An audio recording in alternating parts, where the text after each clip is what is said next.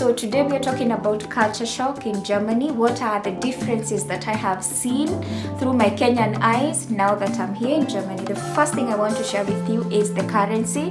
The currency is different from what we use. This is an example of a euro note. You know, it's big, it's soft, and then the thing is like this is a big amount of money, because with this, like for next week, I have all my vegetables and fruits need using the 20 euros. Yeah, so like don't see the note and think like this is a small amount. It's not. And then the coins that they use, you know, like this is 2 euros. 2 euros is enough transport for me if I decide to take a bus and go to the next station or stage, you know, like the way we call it in Kenya. The other thing that is different is the electrical plug. Please, before you come to Germany, ensure you buy adapters that are 2-pinned. This is an example of a 2-pin. This is what they have here. All the extension cables, they use a 2-pin plug and not the 3-pin plug. So for my case, I didn't know about these, and I had to go to the stores to buy an adapter so that I could be able to plug in my laptop and charge my phone and charge my camera. The other thing that is different here in Germany is that stores do not open on Sunday. Supermarkets are closed on Sunday. Grocery stores are closed on Sunday. So I think it's because people are resting. So don't come here and think you'll go shop on Sundays. You won't find any open store. The other thing is that most of the times when you are walking in the streets, you'll find that Germans are in no hurry. You know, like on Mondays, the way people rush in the streets in Nairobi, here there's no hurry. My first Monday here, when I was walking, I was like, it's 10 a.m. I can see people taking their babies for strolls, you know, like for walks, and people sitting on the park eating ice cream. It's sunny, enjoying the sun, and it's on a Monday. So I couldn't understand. But then I think it's the difference in the way like we work, because I think back home most of the people we work 8 to 5, but here people work on shift. So if you're not working in morning shift, of course you'll take a walk to the park and sit there, enjoy an ice cream, take your kids out, walk your dog, you know, like people are just chilled. Even when you go to the offices, like people, there's no hurry, you know, like the way when you go to large offices and the people there, they are gloomy and they rush your paper through. Here there's no such rush, you know, people just take their time, and people here are so adherent to the lines or the queues. When you want to go buy, maybe you want to go to buy a cake or you want to buy ice cream, people just follow queues. People don't skip the queues like we do back at home and pretend like you have an emergency or shamelessly just go to the queue and you want to be served like the next person. Here people are so respectful in terms of queue, and they will wait for their turn to be served. The other thing is that when you come here, please ensure that you give your bank a notification that you'll be using your card in a new country, so that they do not limit you, because you'll find that for most places, yes, they take cash, but then they also take card. So if you can use your card to pay, which is easier, that will work. But of course, when you walk, I would recommend every time you walk, you ensure you have some cash on you, that is, you have the coins and the notes so that you can use to pay. The other thing that is different from back home is the apartment sharing or the housing arrangements. You find that back home it's easy to find a bed sitter that is quite affordable, but here housing is a challenge and it's quite expensive. So what people do most of the times is that they take an apartment and then you share. So what you do is that you have a common kitchen, you have a common bathroom, you have a common living room, but then you sleep on different bedrooms. So it might be a 3-bedroom house, what we call back at home a 3-bedroom house, but then it's 3 people living in the apartment. And when it comes to housing, it's not cheap, and it depends with the town that you're living in.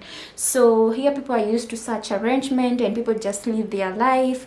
And you know, when I was coming, I was so worried because I was coming to share an apartment with like a totally new girl, and for me it's not something that I have ever done. I have shared apartment with my relatives, my friends, friends, you know, but then it's not like with someone that I'm meeting for the first time, but then the arrangement is just working fine. And this is the case for so many people. You might find even a man and a woman living in the same apartment, but then they have nothing, like they're just roommates and they're just cool. The other thing is that here people are so adherent to traffic rules. You know, it's not like the way we just cross the road the way we like and we do not follow the traffic rules. So you find that most of the times, even when there are no vehicles and the light says red, you know, people just stand and wait until it's green. Yeah, so when I came here, I was so shocked because I couldn't understand why people are waiting on the other side, and of course there's no vehicle that is coming and people are not crossing. And it was not until I saw content made by other creators who are living here that I got to understand, you know, it's because people here are so respectful of rules. And even when it comes to time, you know, like they are so respectful of time. So if you have an online meeting with Germans and you tell them it's going to be from 5 to 6, it's strictly 5 to 6. If it's past that, they'll be like, no, you didn't communicate, let's continue this meeting on another time, please schedule another meeting. If you are late for an appointment, sorry, but you are going to miss that appointment. Yeah, so make sure if you come in here that you are respectful of time, and because that is how things are here. The other thing is that soda tastes so different. If you decide to order like Fanta orange, you know, the way it's so sugary back home, here it's sugarless. And then Fanta orange tastes like Fanta pineapple. I don't understand why, but then that was the case.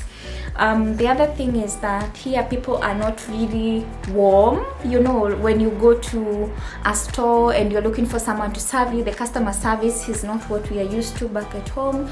So there's no one to like bebeleza you or sugarcoat things for you. You know, they'll be like, okay, what do you want? This one or this one? And they are done, you know. Even when it comes to serving, the waitresses, they are not, because of course, the fancy restaurants or cafes, there are people who can come serve you, and when they come, it's like, okay, what do you want? Are you ready to order?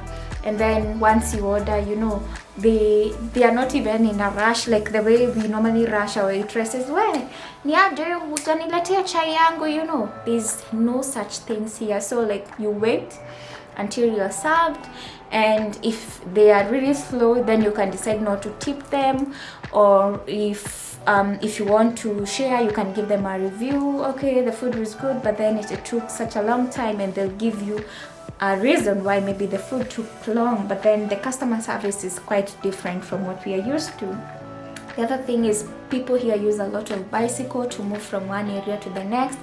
If not, most people use buses, but then like I would say 90% they walk.